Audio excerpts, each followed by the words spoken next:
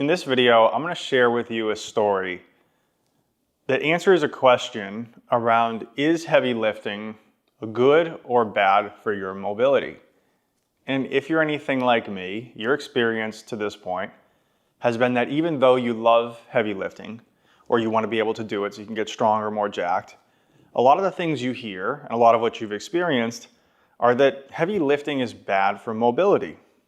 And so you might be trying to do a lot of lower level things, like I was, mobility drills, breathing drills, corrective exercises, to be able to fix mobility as a prerequisite for then getting back into more meaningful training. Or maybe you're back into more meaningful training and you haven't been doing as many of these correctives lately, but there's still that lingering fear of, hey, is this bad for me? Is this going to lead to more restrictions? Well, in this video, I want to break apart why exactly mobility limitations do happen, how they can happen with heavy lifting, why heavy lifting isn't the actual problem, and I'll give you an example of how this manifested for me, how it shifted my beliefs, and what you can take away from it. So without further ado, let's go ahead and jump right in.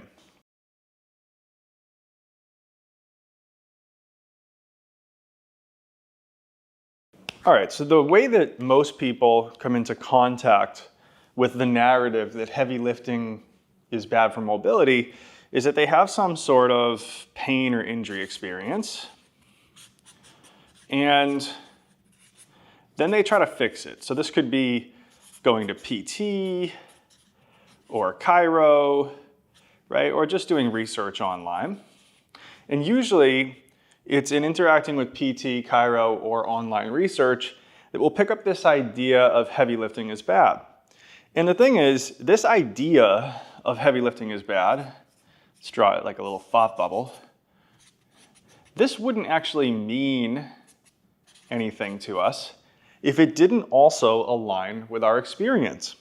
But for most of us, and we'll talk about this in a second, it does align with our experience. We were doing a lot of heavy lifting or a lot of training or a lot of physical activity, then all of a sudden we started running into some sort of pain, injury, or mobility problem.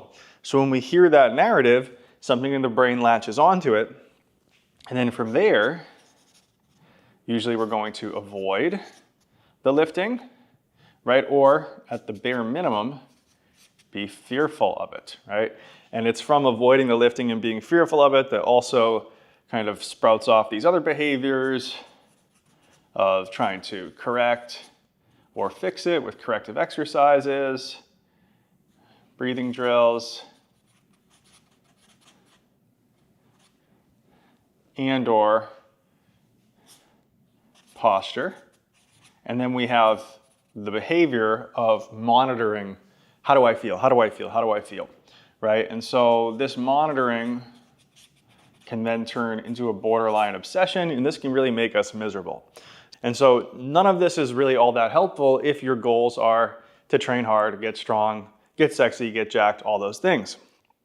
So the question is there a scenario in which heavy lifting is not only not bad for mobility, but potentially could also be maybe even a solution? Well, to understand and answer that question, we need to actually understand, how is it that mobility becomes limited in the first place? Starting off with the question, mobility, what is it? It's really just the ability to access a position, okay? And this can happen for a number of reasons, or an inability could happen for a number of reasons. We might have pain, so we can't tolerate getting into that position, so we would call that a tolerance reason. Or maybe the body doesn't let us get into that end range position because we don't even have the strength to hold it there. So strength, that could be a capacity issue. We can't do a split because the body is sensing we're not strong enough in that lengthened position of the hamstring to allow this. We're going to tighten up protectively to prevent overload, right? So even if there's not pain, the body might be guarding against getting into a certain range because it anticipates we don't have the capacity to get there. Now, last but not least, it could just be that we've lost access neurologically to finding that position, and because of that, we lack the coordination to get into the proper organization, if you will, in order to have the leverage to express this mobility, right? So maybe we have the capacity, like we can move the joints and the muscles into the right positions, nothing hurts, so there's no tolerance limiter, but it's just the ability to kind of just get everything in the right position in space. We would call that coordination. So for most of us, in response to heavier lifting, we're only going to have a tolerance limiter if there was some sort of pain that came along with training.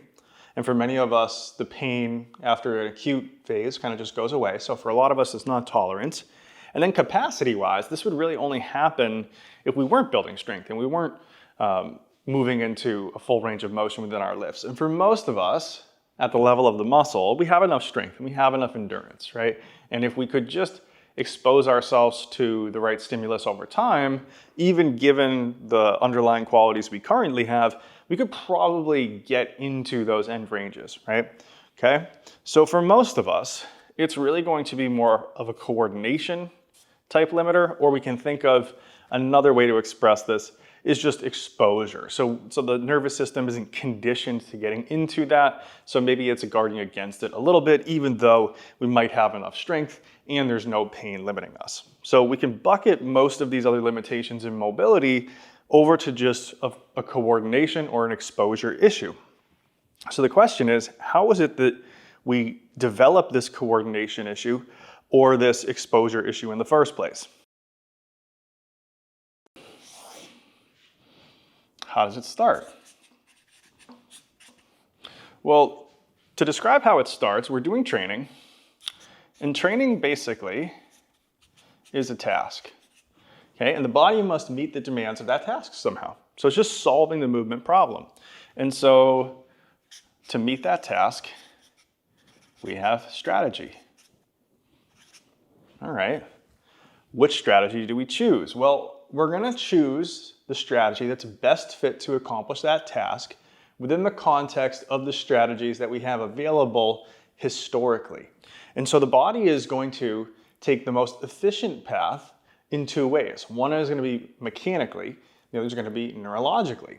Now, if we don't have the pattern built in to be able to do something the most efficient mechanically, but we have, let's say, a cheat or a way to do it that is more efficient neurologically, meaning that it accesses movement patterns we're more familiar with, we're going to be more likely to select that if the demands of the task are increasingly stressful. So if, let's say we had strategy 1, 2, 3, okay, there's going to be one of these that is most neurologically reliable, right? That corresponds with the way that we've learned to move the body over time, and we can leverage that. Now, that may or may not be the most mechanically efficient way to do it, but the brain doesn't really care. It's just trying to solve the task. So let's say that in this context, we're doing some rowing, right? And we can row by like squeezing the shoulder way up like this and shrug the shoulder, or we can squeeze it kind of down and back. Those are two strategies. Now, if for whatever reason, based on our history, based on our exposure, we tend towards this kind of hiked strategy, then we are going to use that more. And if we use this on all the repetitions, then we might lose access to that other strategy, or that other strategy might have been something we never really developed in the first place. And so if the training stimulus stays above a certain threshold and we end up taking strategy 1, then all of a sudden, instead of having a mix of strategies, we just start using only the one strategy. And what does that do? Well, over time, the brain is efficient, so it kind of knocks out these other ones. And so relative to this new strategy, we get certain biases in terms of position and in terms of movement pattern selection. And so the more that we're in a certain position or select certain movement patterns, the less we may be able to leverage the muscles and the joint positions that expose us to full mobility. And so a loss of mobility is often just over-representing a positional and or movement pattern bias. And so as long as we have a coordination limiter, all we have to do is rebuild in the positions and rebuild in alternative movement strategies so that we can bring these other things back into the fold. And usually that's enough to open up our access to mobility and get us both moving and feeling a little bit better. Now, this is where it gets pretty interesting though. If the conditions under which this occurred were that you were lifting heavy, and as a consequence of lifting heavy, you selected certain movement options, and then the selection of those movement options limited the other movement options, you might draw the conclusion that lifting heavy is off the table, right? Not necessarily. So here's a common example. A lot of people tend to have an overactive right side, or a right side that compresses a little bit more readily when compared to the left. And who knows exactly why that is, but it's a pattern we see all the time, and it usually looks like this. The right ribs come down, the right hip hikes up, and the body turns away from the right side and towards the left. I call this the right global compression pattern. Now, in this case, you would think, if you're using an overly simplified model, that you don't want to do things that strengthen your right lat muscle, because your right lat muscle, if you were to shorten it up fully, would create this exact position that we're talking about. And so if you're looking overly mechanically in a vacuum at anatomy, you might avoid using the right lat and try to use more of the left lat. But believe it or not, doing a row with the right arm, heavy, might be the best possible thing that you can do. And here's why. So again, what we said was that we have a hip that's hiked, ribs that are down, and a spine that's turned away. If I go to do a row with my right arm, yes, it is going to work this lat. However, if I use a heavier and heavier weight, in order to get that weight up, I'm gonna have to turn my body and use a little bit of body English to get that weight off the floor. And as I do that, what am I gonna do? Well, I'm actually going to turn this whole system to the right side. And as I turn that system to the right side, especially if I'm starting with the arm in a fully lengthened position, I'm actually going to get the turn while I'm in a relatively lengthened state of the lat. Then, if I can turn this before I actually row backwards, now I've created the orientation here within the axial skeleton where I'm learning how to use my right lat from a lengthened position without turning away from this side. And so this wouldn't be possible if we were using a lighter weight, because we'd be more likely to avoid rotation in that direction. We don't have to use as much body English. And so what I ultimately found in my journey with this pattern was that doing heavy rows on the right side, where I had to kind of use some body English and get back, was a potent way for me to get some rotation on this side of my spine in the rightward direction. And when combined with a cue from the support hand on the left side here to integrate my low trap, my serratus, my obliques, I was able to get this side to squeeze down and get anchored from the left side, while the right side opened at the bottom and then stayed relatively more open as I went through the pull because of the body English.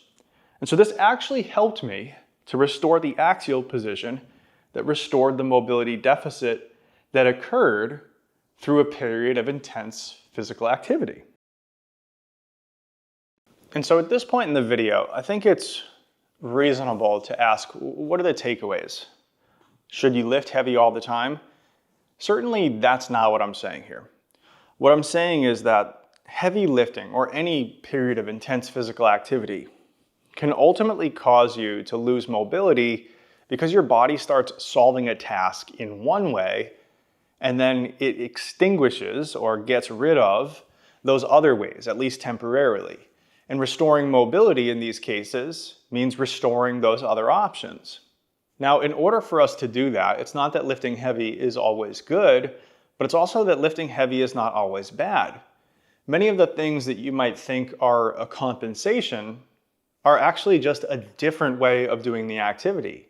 And yes, in one context, those might make things worse relative to your specific situation. But in another, they might actually be the key to unlocking exactly what you need to unlock.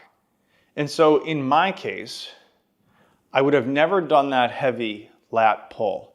I would have never thought about doing that had I not gotten rid of the belief that heavy lifting was bad, or that heavy lifting and mobility are somewhat at odds.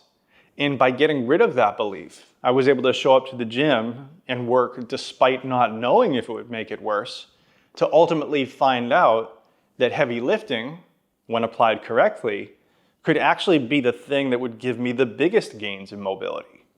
And so the reason I'm saying that is that oftentimes people are giving up their greater fitness, health, and performance goals because they're afraid that they're going to make their mobility and/or pain issue worse. But it's often in realizing that good fitness training is often the best medicine overall. And accepting the uncertainty of are you going to make it worse or not actually builds in the opportunity to fuck around long enough to find out.